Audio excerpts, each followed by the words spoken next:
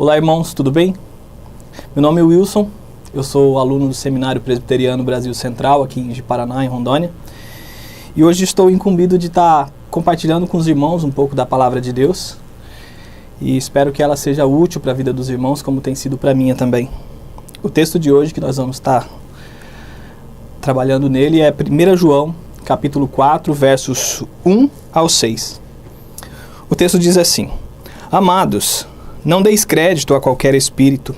Antes, provai os espíritos se procedem de Deus, porque muitos falsos profetas têm saído do mundo fora. Nisto reconheceis o Espírito de Deus. Todo espírito que confessa que Jesus Cristo veio em carne é de Deus. E todo espírito que não confessa a Jesus não procede de Deus. Pelo contrário, este é o espírito do anticristo, a respeito do qual tendes ouvido que vem e presentemente já está no mundo. Filhinhos, vós sois de Deus e tendes vencido os falsos profetas, porque maior é aquele que está em vós do que aquele que está no mundo. Eles procedem do mundo, por essa razão falam da parte do mundo e o mundo os ouve. Nós somos de Deus. Aquele que conhece a Deus nos ouve. Aquele que não é da parte de Deus não nos ouve. Nisto reconhecemos o espírito da verdade e o espírito do erro. Irmãos, vamos falar com Deus? Santo e bendito Deus, nosso Pai, nós te louvamos, nós te bendizemos, nós te rendemos graças, ó Deus. E agradecemos ao Senhor o privilégio de estarmos diante da Tua Palavra, sendo enriquecidos um pouco mais com ela. Que ela, Deus, encontre guarida nos nossos corações, que nós possamos, Deus, usufruir dela não somente para nós, mas para edificar também outras pessoas, que nós estejamos prontos a defendê-la em todo o tempo, para a glória do Senhor, Deus, em nome de Jesus. Amém. Irmãos, hoje nós estaremos vendo como que nós vamos glorificar a Deus através do conhecimento da verdade. Nós estamos vivendo dias onde a relativização tem ficado cada vez mais evidente. As pessoas têm buscado a relativização da verdade. Nós temos visto pessoas que não se importam se a verdade é evidentemente soberana, absoluta, mas eles concordam mesmo sem avaliar esta verdade. Temos visto na TV, nas redes sociais, em outras mídias na internet, que aquele conhecimento que eu tenho é que importa.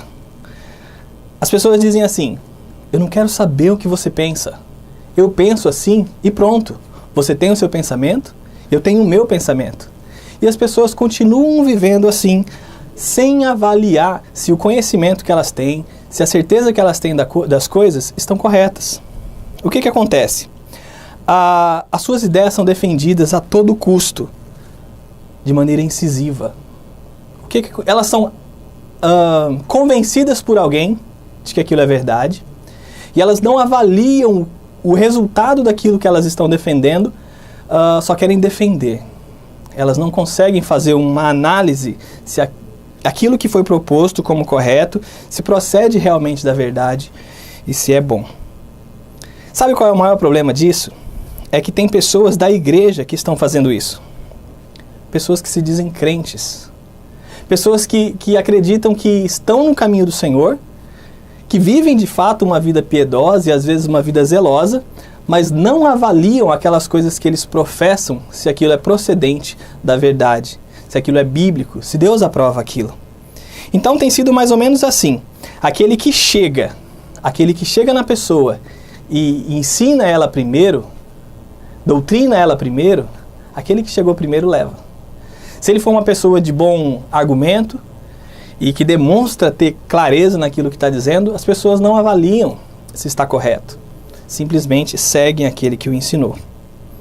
E quando eu relaciono essas coisas com as pessoas do mundo, como nós vemos na internet e fora da igreja, eu não quero dizer que na igreja também não esteja acontecendo isso. Eu não omito que na igreja esteja acontecendo. Pelo contrário, quem dera se não tivesse acontecendo. Mas nós temos visto ideias humanistas entrando nas nossas igrejas. As pessoas estão doutrinando com ideias humanistas, estão deixando de lado as ideias bíblicas, aquilo que Jesus Cristo ensinou, para doutrinar com ideias humanas. O homem está ficando no centro das coisas.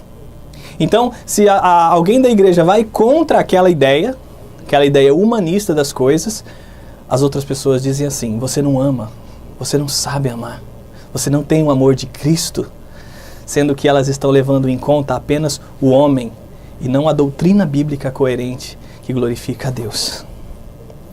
Irmãos, quando João escreveu essa carta,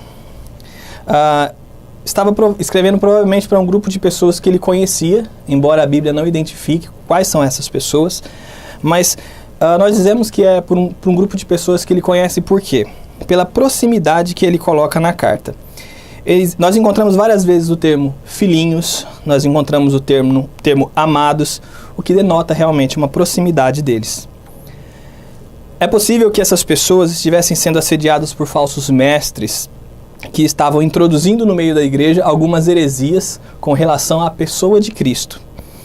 Nos dias de João, quando essa primeira epístola foi escrita, as coisas não estavam fáceis. João era o último discípulo, o último apóstolo que estava vivo, todos os demais já haviam morrido. Existiam outros líderes no seio da igreja que estavam inserindo conhecimentos no meio da igreja que não eram conhecimento dos apóstolos. Então, João diz lá em 1 João 2,19, um pouquinho atrás, ele diz: eles saíram do nosso meio, entretanto não eram dos nossos, porque se tivessem sido dos nossos, teriam permanecido conosco. Todavia, eles se foram para que ficasse manifesto que nenhum deles é dos nossos. E no verso 26, ele diz, depois de dar algumas instruções na carta: isto que vos acabo de escrever é acerca do que vos procuram enganar. Ou seja, eles, aquelas pessoas, eram homens de influência nas igrejas. Nas igrejas da Ásia, com capacidade profética de ensino, e tinham tentado introduzir uma doutrina iluminada, uma doutrina mais avançada, do tipo que passou a ser conhecido como gnosticismo. O orgulho dos gnósticos era um conhecimento que eles tinham. Eles prezavam mais pelo conhecimento e corriam atrás de serem sempre mais instruídos, de forma que as questões de fatos concretos, como a encarnação de Jesus ou a ressurreição de Jesus, foi escarnecido pelos gnósticos, considerado como literatura infantil. Duas heresias que apareceram naquele contexto, que eram o serentismo, né, que dizia que Cristo veio sobre o homem no batismo dele, e depois, na crucificação, ele deixou Cristo. Jesus era um homem normal, mas o Cristo, o Messias, se apossou dele durante o período de ministério dele e depois o deixou.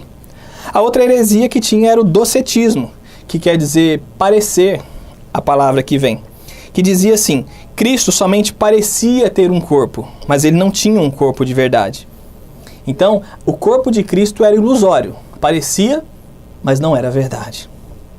Então, João busca enfatizar que os crentes receberiam essa carta, que eles buscassem o conhecimento. Só que esse conhecimento era acerca de Deus, acerca daquilo que Deus testificava que era correto, e não conhecimento do próprio coração, como os gnósticos tinham.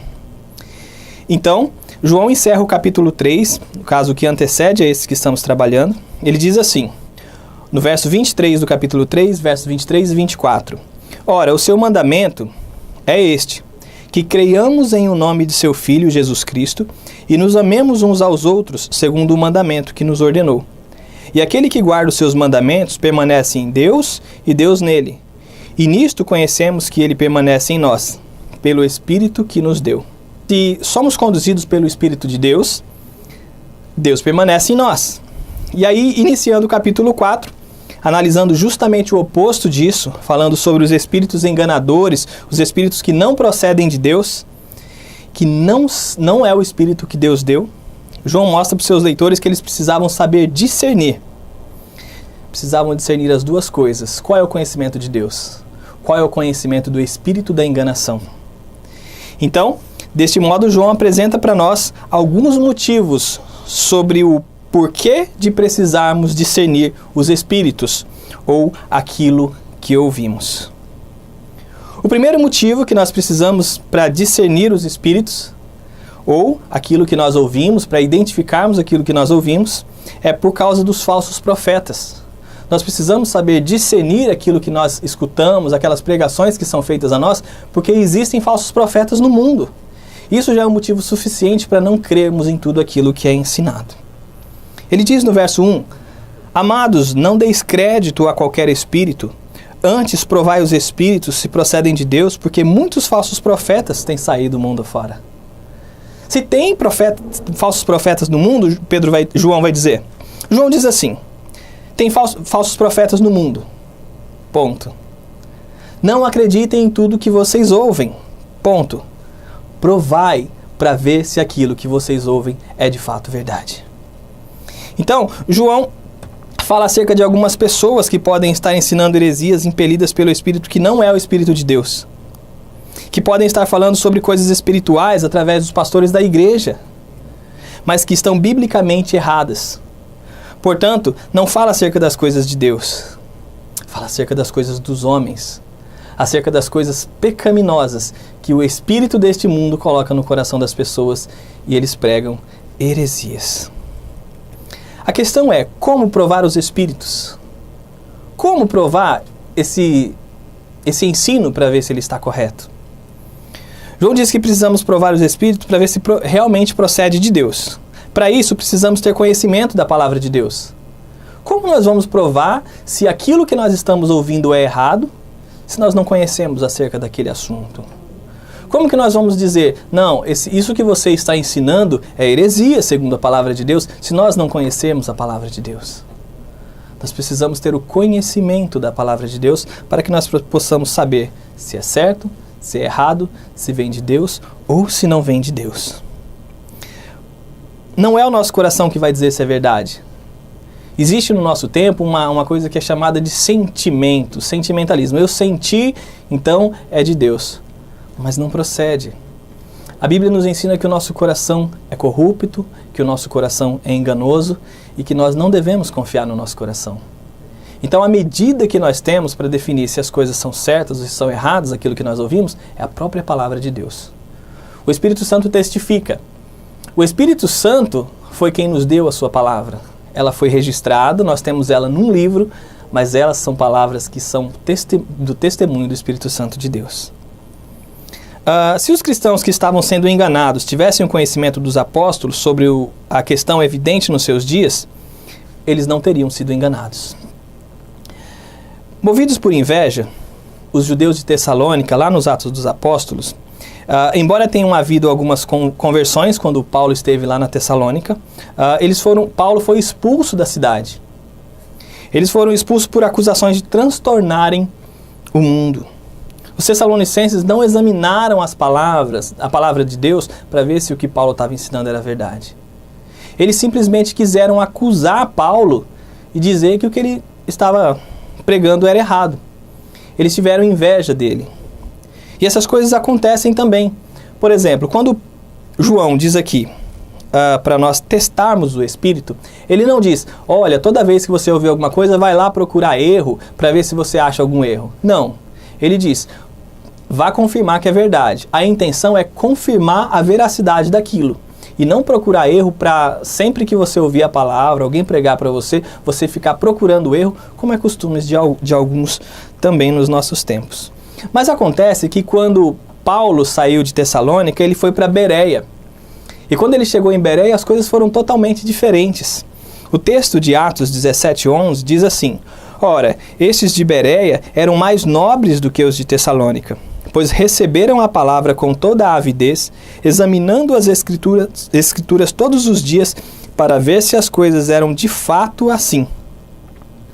É assim que nós vamos testar os espíritos que nos falam. É assim como os bereanos. Nós precisamos buscar nas escrituras para saber se aquilo que nós ouvimos é verdadeiro. Nós estamos prontos, meus irmãos, para provar os espíritos? Nós temos conhecimento para desmascarar os falsos profetas, os falsos pastores, os lobos em pele de cordeiro que estão falando nas nossas igrejas? Nós temos capacidade para isso, nós estamos buscando a palavra de Deus, nós estamos nos alimentando com ela, para que quando alguém chegar nos dando um alimento mais fraco, nós sabemos dizer, isso não é o alimento, isso não é a palavra de Deus, isso é palavra de enganação. Nós precisamos nos atentar para isso. Nós precisamos estar prontos. Mateus 7, 15 e 16, Jesus Cristo diz assim, Acautelai-vos dos falsos profetas que vos apresentam disfarçados em ovelhas, mas por dentro são lobos roubadores. Pelos seus frutos os conhecereis. Colhem-se porventura uvas dos espinheiros ou figos dos abrolhos? Poderia algum falso pastor, um falso mestre, pregar exatamente aquilo que nós temos nas Escrituras?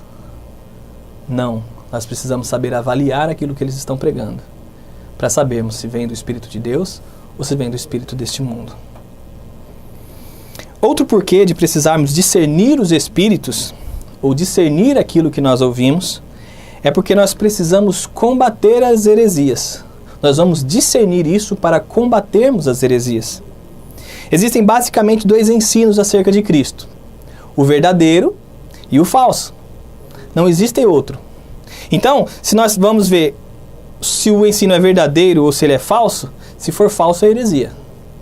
Se for falso, não tem como ajustar as duas coisas para fazer um encaixe e as coisas andarem juntos. Muitas pessoas têm feito isso no meio da igreja. No verso 2 diz assim: nisto reconheceis o Espírito de Deus. Todo Espírito que confessa Jesus Cristo veio em carne e é Deus. Jesus veio em carne. É verdadeiro.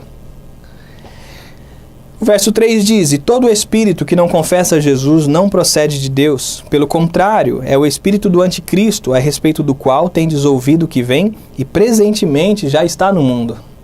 Jesus não procede de Deus. Doutrina falsa. Então nós temos duas coisas no mesmo texto. Jesus veio em carne. Não, Jesus não é filho de Deus, não procede de Deus. Qual dos dois é verdadeiro? Evidentemente, nós sabemos que o verdadeiro é que Jesus veio em carne, ele nasceu como homem. Mas naquele tempo não, naquele tempo as pessoas estavam sendo confundidas por alguns homens. O problema do falso ensino, ou no caso da heresia, é que ele não é uma coisa pequena, ele é uma coisa muito perniciosa. Ele é um câncer que atrapalha a vida da igreja, que adoece a igreja e que afasta as pessoas da presença de Deus. A heresia ela deve ser combatida como uma doença quando ela é descoberta. Ela tem que ser curada, ela tem que ser extirpada, tem que se dar o remédio para que essa doença não cresça. Aqueles que não confessam Jesus como sendo Deus e como sendo apenas um homem comum, que não procede ou que não procede de Deus, ele não habita, nessa pessoa não habita o Espírito Santo, porque ele não está dizendo a verdade com relação a Deus. Ele está negando a deidade de Cristo, ele está negando que Jesus é o Messias e o Espírito Santo não procede dele. Todos os que seguem essas pessoas são, de igual forma, anticristos. Como nós já dissemos, o gnosticismo já estava inserido na igreja, as pessoas estavam sendo confundidas pelos gnósticos da época. O gnosticismo dizia que o Espírito é bom e a carne é má. Se Deus é Espírito, ele é bom. Então, automaticamente, um Deus Espírito que é bom não pode viver numa carne que é má.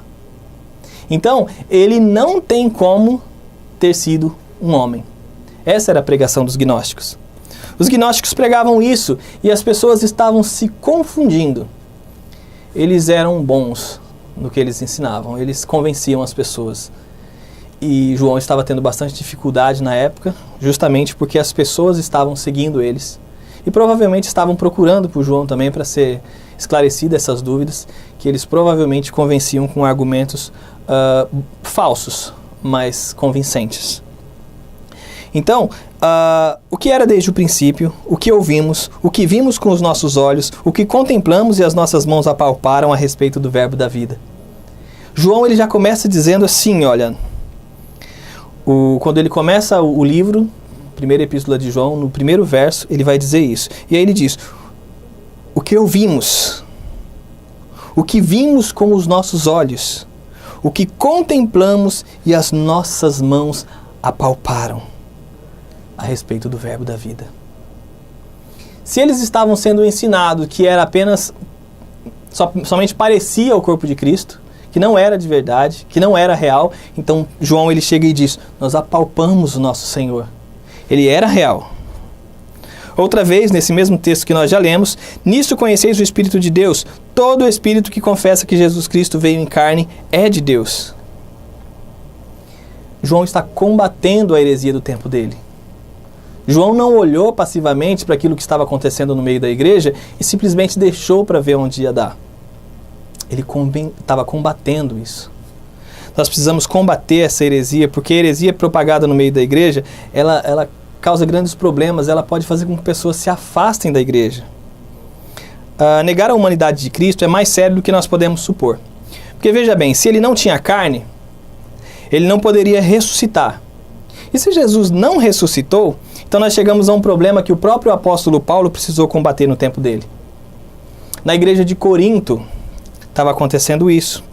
Olha só, em 1 aos Coríntios, capítulo 15, do 12 ao 19, Paulo diz: Ora, se é corrente pregar-se que Cristo ressuscitou dentre os mortos, como, pois, afirmam alguns dentre vós que não há ressurreição de mortos?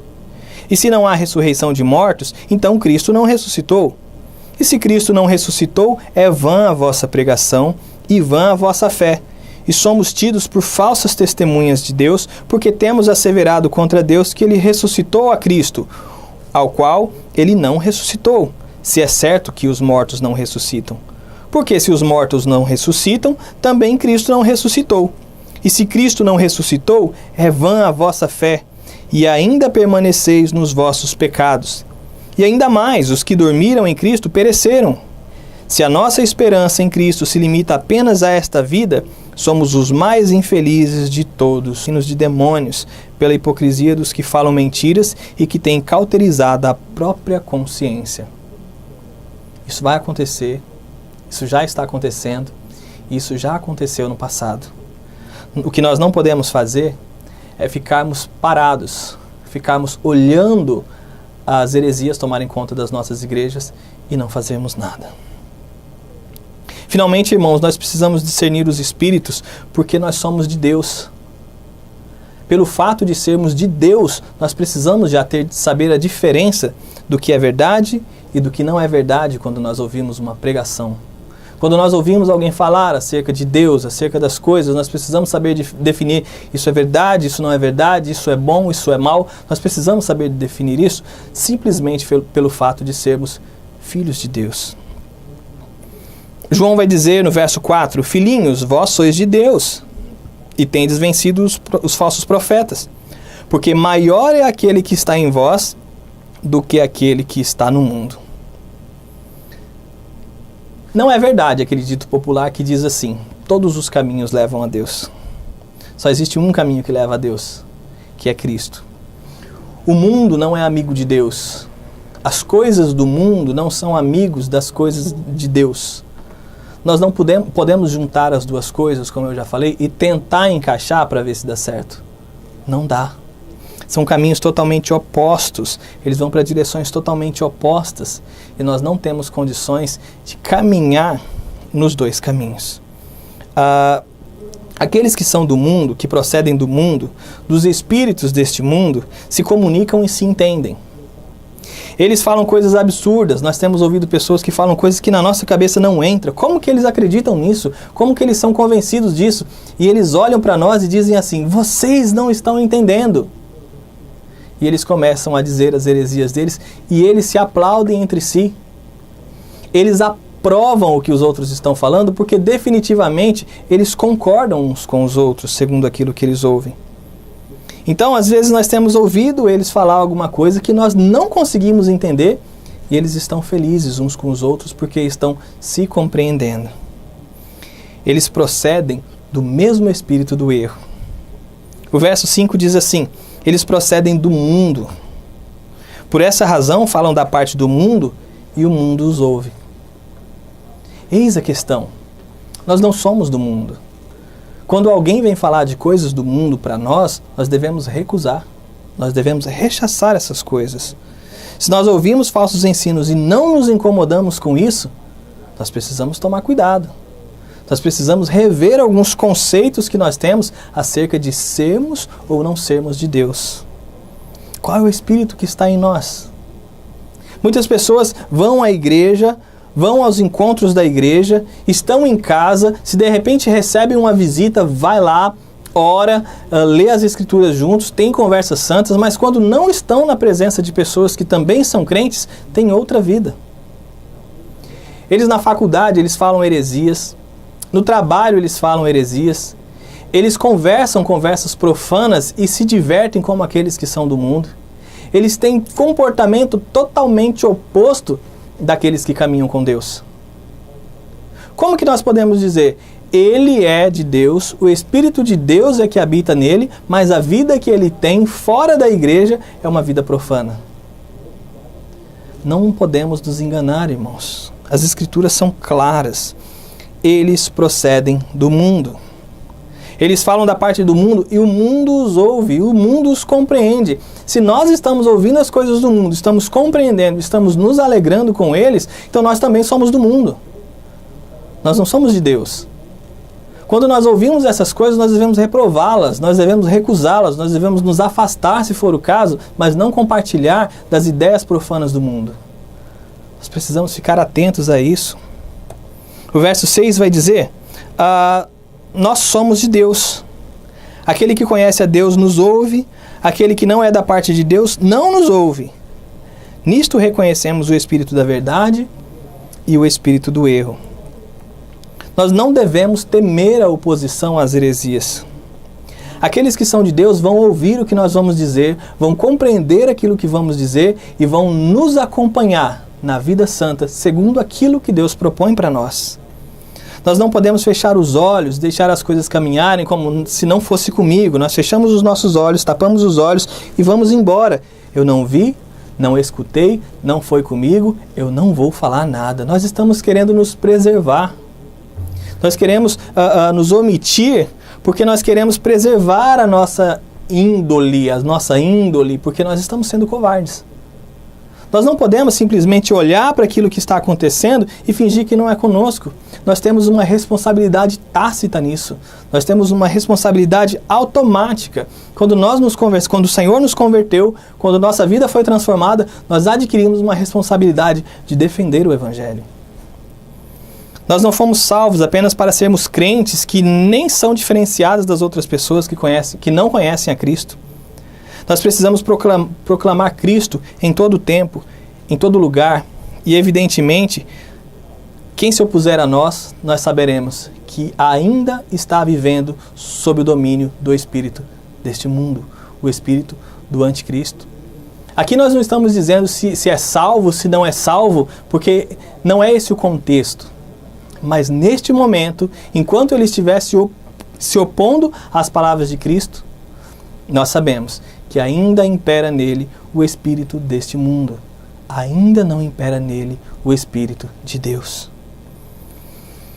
Em 1 Pedro, capítulo 2, verso 9, Pedro diz assim: Vós, porém, sois raça eleita, sacerdócio real, nação santa, povo de propriedade exclusiva de Deus, a fim de proclamardes as virtudes daquele que vos chamou das trevas para a sua maravilhosa luz.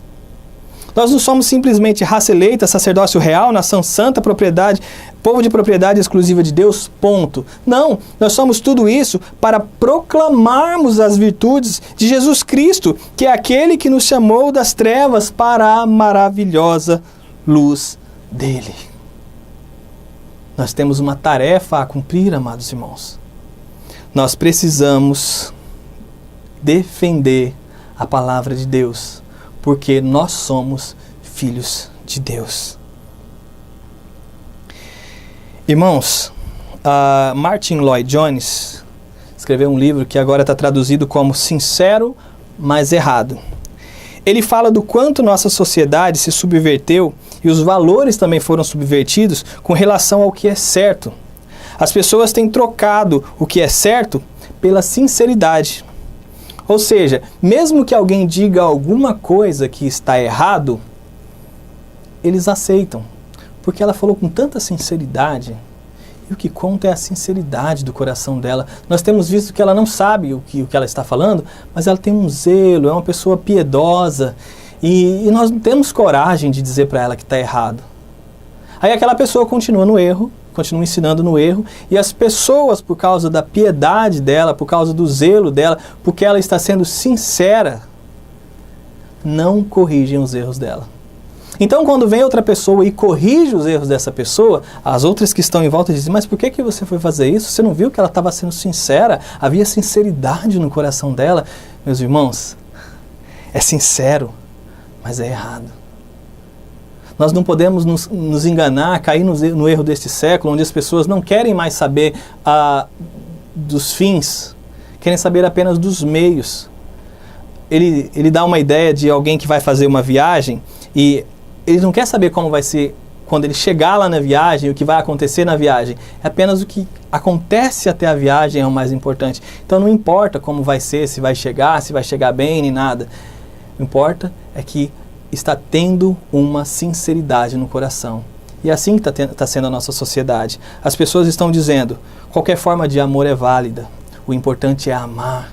O importante é ser feliz, o importante é viver uma vida feliz, e estão dizendo que essas coisas é de Deus. Não é. Essas coisas não é de Deus, e qualquer tipo de felicidade não é felicidade. Qualquer tipo de amor não é o amor, não o amor de Deus.